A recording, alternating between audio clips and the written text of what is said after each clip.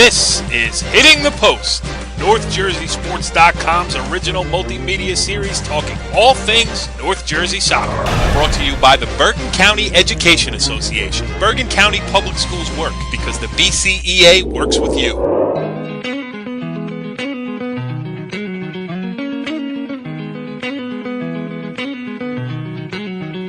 Back on Hitting the Post, NorthJerseySports.com's original multimedia series talking all things North Jersey soccer. I am Cory Doviak, being joined by my co-host and Cliffside Park Athletic Director and a member of the Bergen County Tournament Seating Committee. He is John Lombardo. And Johnny, the tournament is underway, so happy 2013 Bergen County Soccer Tournament to you. Yeah, first round seems like it got off with a bang, so let's get going. Yeah, let's get going, exactly, because we'll just quickly run down the scores. Last we heard, as we taped this here on Thursday night, Demarest was ahead of Dumont 3-1. We might go ahead and put that in the book for Demarest, although nothing is official at this point. What we do know for sure is that Bergenfield beat North Arlington 6-1. Fairlawn beat Park Ridge 3-2.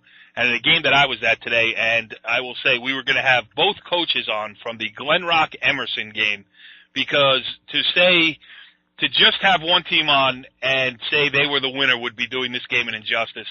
A classic first round Bergen County tournament game. Glen Rock was up 2-0 at the half, 3-1 in the second half. Emerson, a program that has never won a Bergen County tournament game, came back to tie it at 3.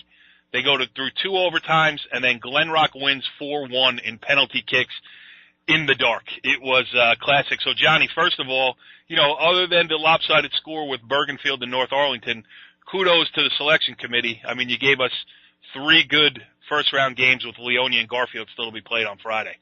Yeah, guys, the guys on the committee did a great job. We went through it for 3 hours, went back and forth, and, the results show that, the games are pretty even. And That's what you want. You want, good competition at this level. Yeah, and wacky matchups, too. That's what I love about the first round of the tournament. It's like Glen Rock Emerson, you show up there from at least from my standpoint. And I should say we're going to have Paul Cusack from Glen Rock, the head coach, on, and also Sergio Silva, the head coach from Emerson, too. I mean, when we get into this story a little bit further, it really was crazy. It was emotional from an Emerson point of view. Like I said, they'd never won a Bergen County tournament game. So I show up at Glen Rock. I didn't cover Glen Rock at Glen Rock last year at all, so this was my first time on the new turf field. It was just a great atmosphere for a high school soccer game, and really it lived up to the hype too. So we'll get going. We'll get the coaches in here in a second. And Johnny, are you ready here? We're going into Sunday, baby. I'm ready, man. Let's get going. All right, Johnny. Well, we'll kick this thing off with a bang here as we bring in a coach, and it's hard for me to say that he was on the losing end of anything today because, as I mentioned, that Glen Rock Emerson game was an instant classic from the first round of the Bergen County tournament. So without further ado, let's bring in Sergio Silva, the head coach of the Emerson boys soccer team. Coach, thanks for joining us here on Hitting the Post. No problem. Thank you for having me. Yeah, and we should also mention, too, that this was your birthday. It was set up for glory, for, one of the greatest stories. But from my point of view, and I think just from gauging your reaction after the game and listening to you talk to your kids, I mean, I think you're taking a lot out of this here. I mean, it was 3-3 through 100 minutes, and then you lost in penalty kicks. So just Emerson, a team you don't expect to see in the county tournament, a group of young kids playing together. So just before we get into the game itself, just talk a little bit of how far this program has come and what it means a performance like today. Absolutely. Well, like I said, my team, when I first initially took over the program, and not to say the program wasn't on the right track already, but we were winning approximately 1 game a year, 2 games a year, and one of those games were actually through a JV program. These kids and the parents, administration, with the support of the town, we've been able to turn this team around in the past few years. Even 2 years ago, being 17-2, winning the first ever league championship in school history, and now just having a winning season this year alone, playing great talent day in and day out, and just qualifying for the Bergen County tournament for the second time ever in school history. We were trying to get our first win ever in school history. Unfortunately, we came a little short, but let me tell you, these kids have come a long way, and hopefully they'll continue this success and carry this over to the state tournament this year. Yeah, and I was up and down the sideline shooting pictures, and part of the time I was on your sideline listening to what you had to say, and I know Paul Cusack, the Glen Rock head coach for a long time, and it was 3-3 there late in the second half, and he looked at me and goes, not the second half I was expecting. So, I mean, you had Glen Rock on the run. Yeah, let me just say, first of all, Paul Cusack has done a phenomenal job. I believe he's been there 13 years. Phenomenal job. That program, year in and year out, he's constantly a county team. Paul has done a phenomenal job. So no credit can be taken away from those kids who, let's just say this, they showed great character today as well by fighting back from coming down. They're up 2-0. We came back 2-1. They scored again, and we came back, but showed great character, and especially during penalty shots. And their experience showed during that time as well. I believe they had 8 starting seniors, and we showed a little bit of our inexperience and youth at that point, especially with a freshman goalie.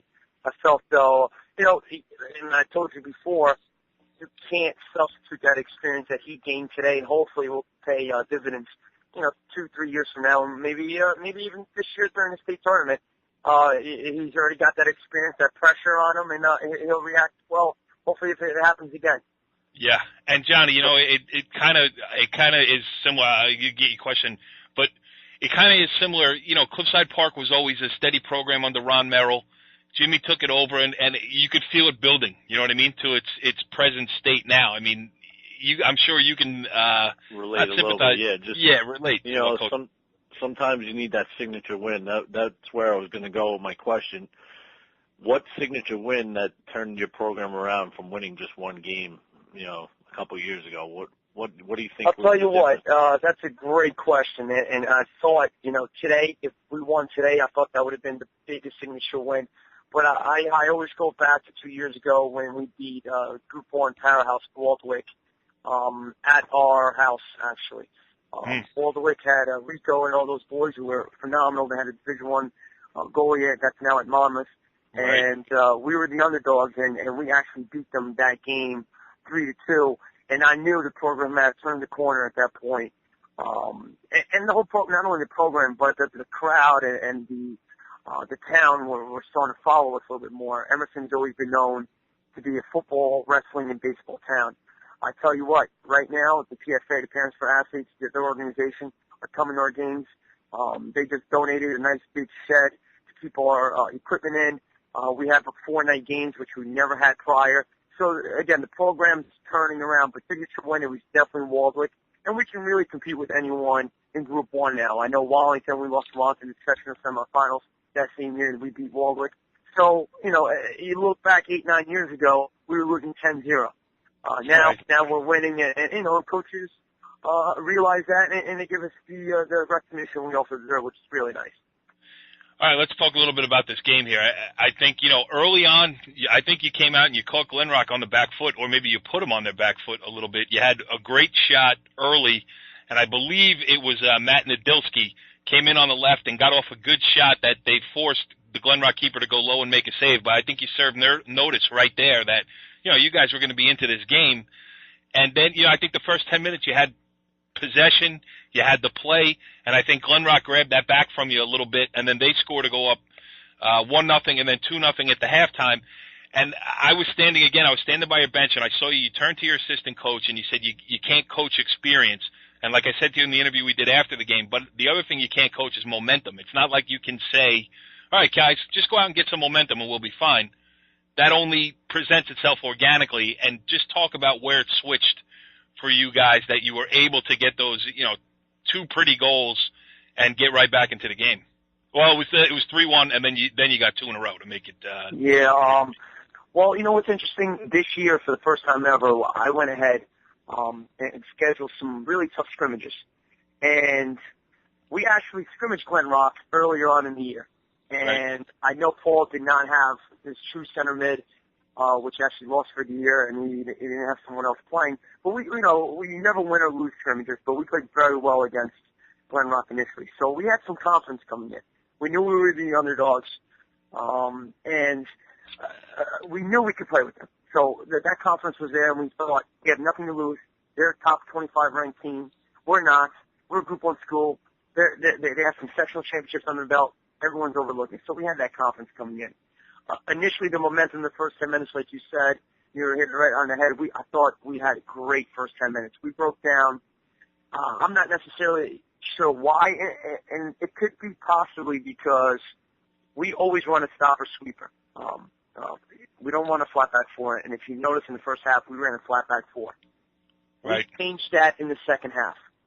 And I could see the momentum changing because the comfort level from our outside backs were changing, and we were actually starting to make overlapping runs and starting to, get our defensive unit involved.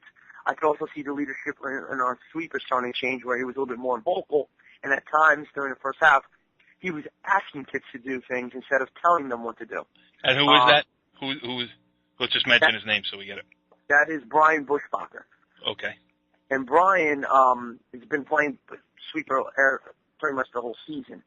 So when we threw that flat back four, I could tell leadership wasn't there. They weren't too sure who the vocal voice should be back there. And I really think the momentum changed at the point when we said, let's go back to the stopper sweeper. And I actually inserted two more sophomores into the unit, which was a center mid, Steven Sinillo, and an outside mid named Danny San Martin, who has not seen a lot of time at the varsity level. But I did catch him a few minutes of JV the other day. And when we talk about programs turning the corner as well, our JV team is currently in the Bergen County JV tournament, and they just beat Bergen Catholic. Wow. And when you say, too, you plug in, it says a lot that you pluck a kid off a JV and stick him in a varsity game in the county tournament. Absolutely. And he looked at me like a deer in headlights, but he went out there and he performed. And this kind of opened up some more now questions I have to answer in the sense of maybe this kid should be playing. And the other kid, the sophomore center mid, should be playing Steven Sinilla as well. So it's interesting what's going to happen here in the next few days and weeks. Yeah. Well, it's great stuff. I mean, Johnny, he mentioned that Glen Rock had won a couple of state sectional championships, and the last one, 2010, they went on to play your Cliffside team there in one of the classic. That was a great game. One of the best ones I was ever at, even if I was freezing, wet, and cold. Yeah, it's usually cold at that time of year. It's not too warm in November. Yeah. Coach, one more from me. Going forward now, after a tough game like this, how do you get these kids to regroup for the rest of the league schedule and then the state tournament, hopefully? Well, I think the most important thing is, first of all, have them understand that the coaching administration school, everyone's proud of. I'm going to make sure I go out of my way tomorrow to make an announcement in the morning. Maybe give them a little bit more recognition. I think you guys are doing that just by showing up, and by me being on the phone with you is amazing, because I'm going to show them hopefully this link. I'm going to hopefully the paper tomorrow will pop up. So, and they understand what they did today was special. But ultimately, I think they need to understand. I told them this in the huddle. We need to move forward. And again, we're not just a team who accepts a draw or a close loss. We need to look past that. And now we're building, in a sense, of momentum towards the state. Hopefully, our next goal is the state sectional championship.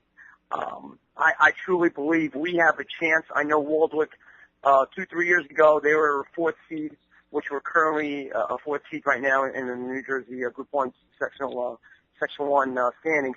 And I think if we start hitting it on all cylinders, we can really push this team to the limit. And I'll be honest, I wouldn't be surprised if we can pull off some great wins during the sectional tournament here.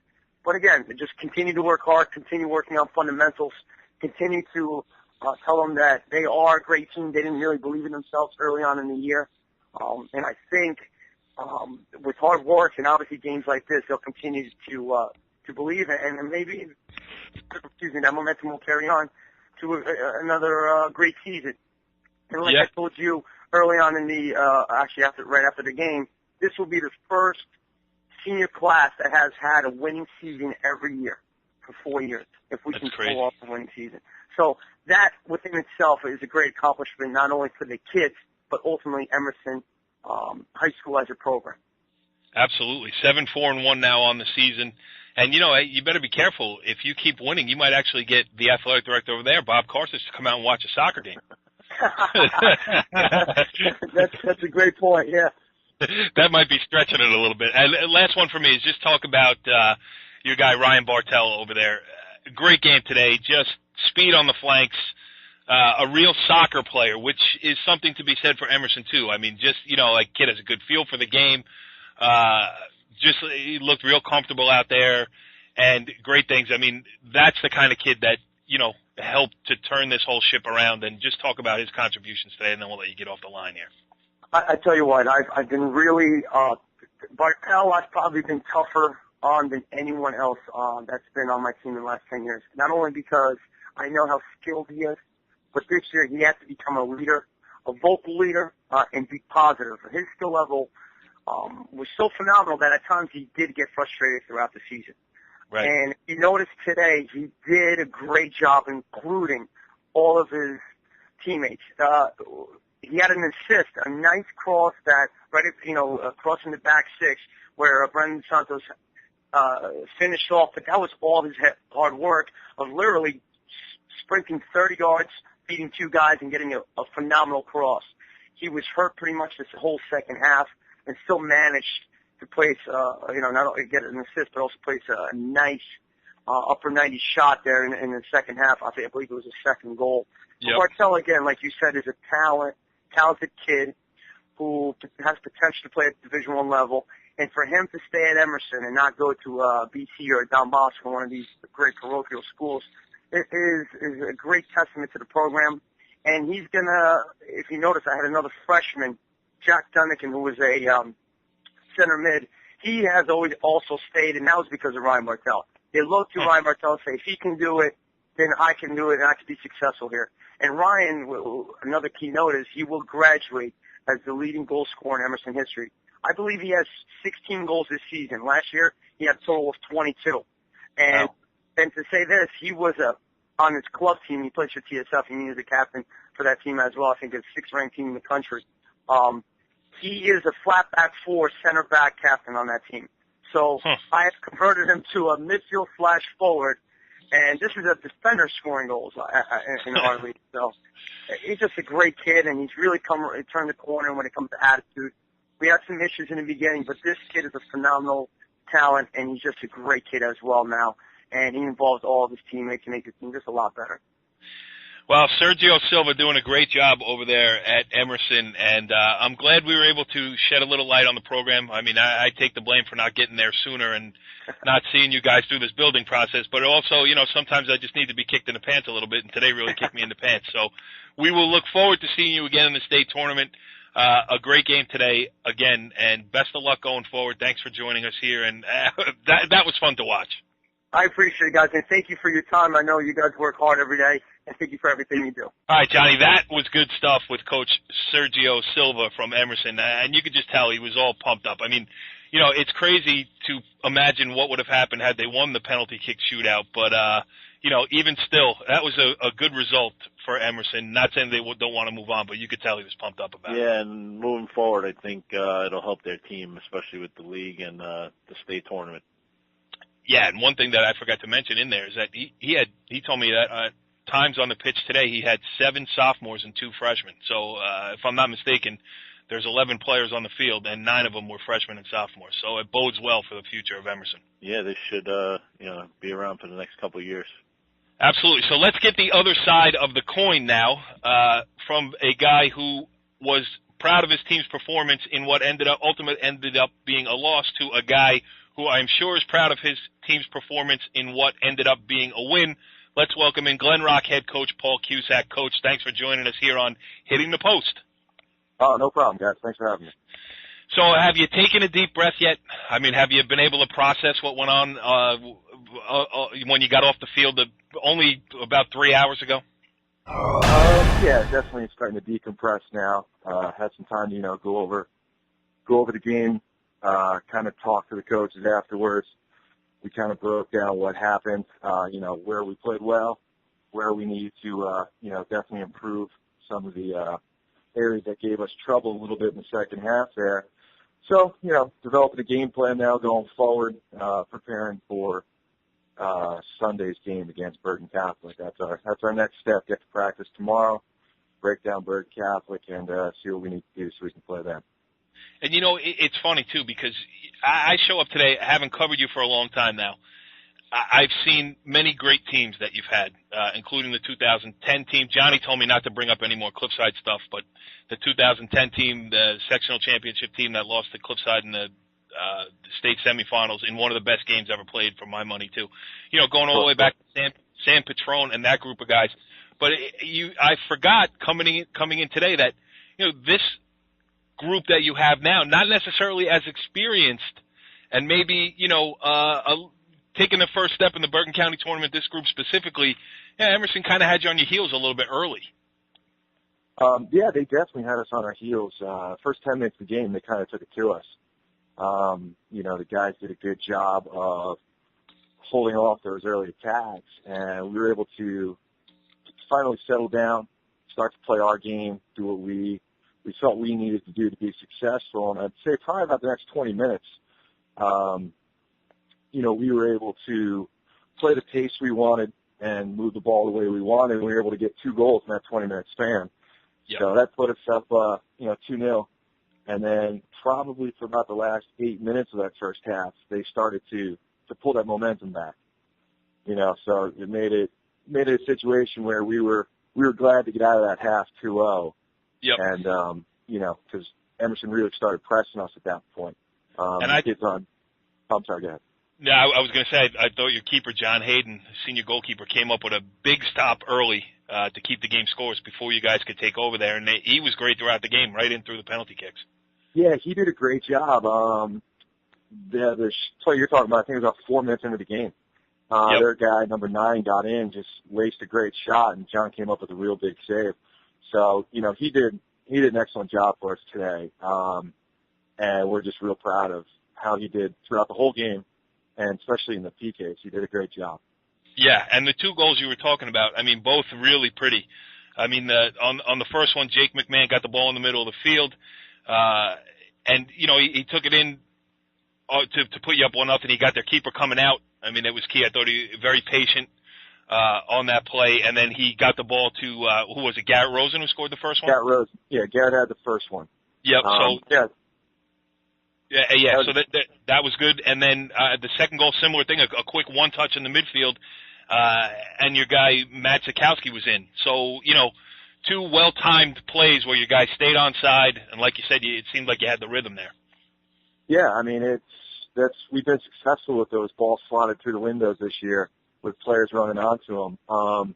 And we were, like I said, I think we played well in the first half, but I think we were pretty lucky. I think they outshot us. Probably we maybe had 3 or 4 shots in the first half. Yeah, your first shot was the first goal. Exactly, that was our first shot of the game.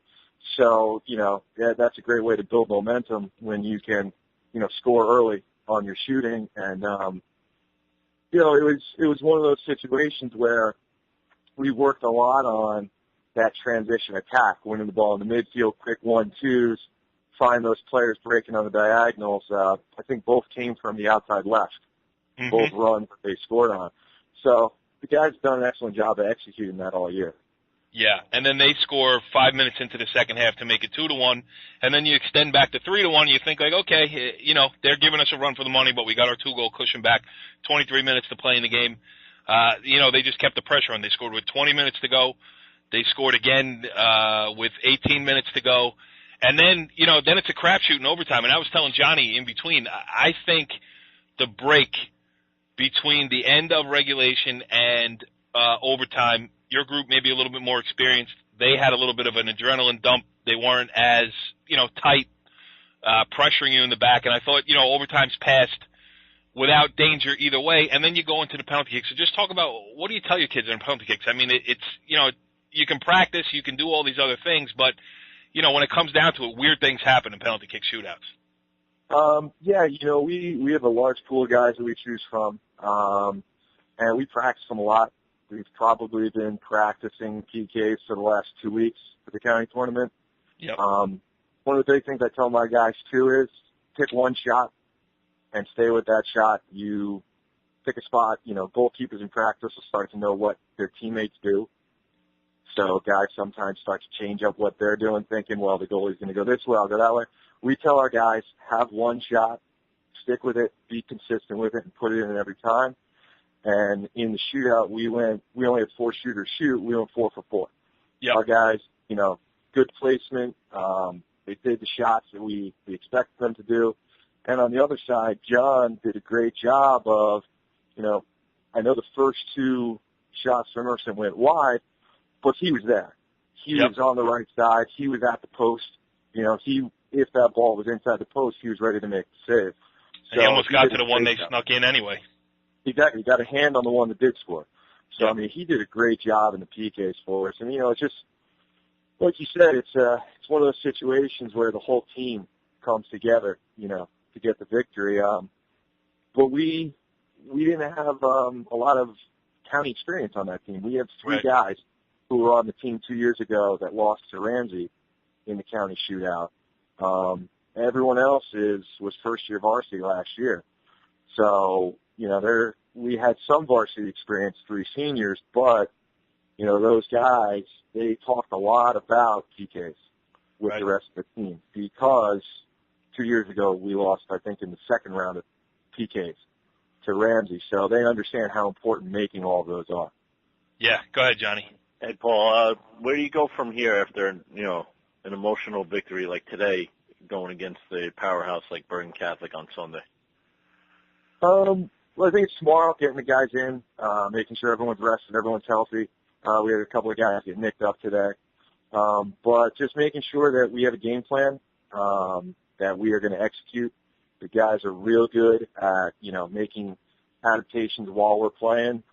They're real good at taking direction from the coaching staff. We kind of assess every game and go in with slightly different game plans on how we're going to approach certain things. So we'll definitely work tomorrow with the boys on what our game plan is. We'll probably have a chalk talk before we go out to practice, go over the keys that we want to make sure we hit, review some of the things from today's match that, went well and some of the things that we need to definitely work on. Try and implement all that in the next 2 days while we have a monsoon tomorrow. Don't know if we'll have to get outside. But and then just make sure they're ready and healthy to go on Sunday afternoon. They also called for a monsoon today, and it didn't happen. So exactly. You never know. Yeah. The other thing I was going to mention, too, is that with the scheduled break, if it does rain here, I mean, it could screw up the whole. It was very important to get this game in. I mean, if not, it could have screwed up everything. And just hopefully everything's going to get played by Sunday because there's a lot of great matchups. Do you feel like going into Bergen Catholic that the pressure is off? How are you looking at it with this team? I know some teams you've had in the past, and rightfully so, you felt like, hey, we can get into this county tournament and we can make a run, and you have. How about this team? Going in there, now you got your win. They don't want to call it the play-in round. That's fine, but let's be honest. You played in to get to the main draw, an accomplishment in itself. Do you feel like the pressure's off, or what's the mindset? Obviously, there's always going to be pressure on the team, but we're the 12th seed. I guess we're the 12th now. I don't know if it's reseeded or how it works. Well, you're not allowed to mention seeds past number 8. They don't exist in the Bergen County Boys Soccer Tournament.